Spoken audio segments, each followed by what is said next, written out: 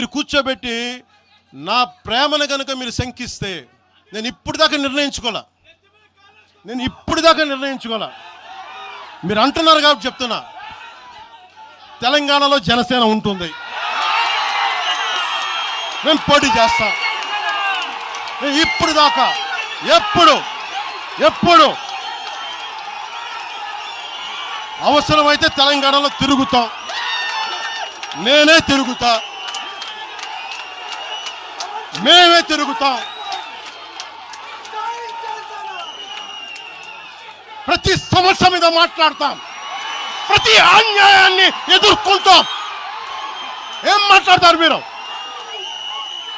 ఇది తెలంగాణ భారతదేశంలో అంతర్భాగం, మర్చిపోకండి.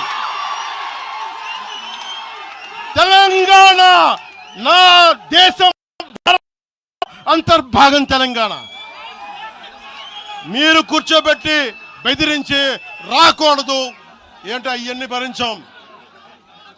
భరిస్తాం, చాలా దశాబ్దం పైగా భరించాం.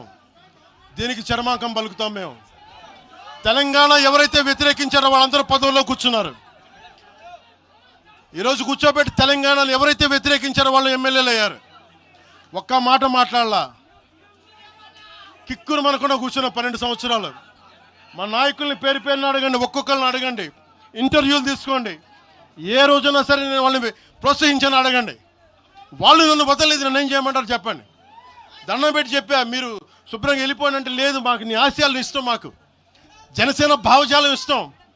ఉన్న మహేందర్ కానీ, రాజలింగం గారు కానీ, ఉన్న ప్రతి ఒక్కరు పేరు పేరున, శంకర్ కానీ పేరు పేరున ప్రతి తెలంగాణ జిల్లాలో ఉన్న నాయకులందరూ యువరాజ్యం నుంచి ఉండిపోయారు.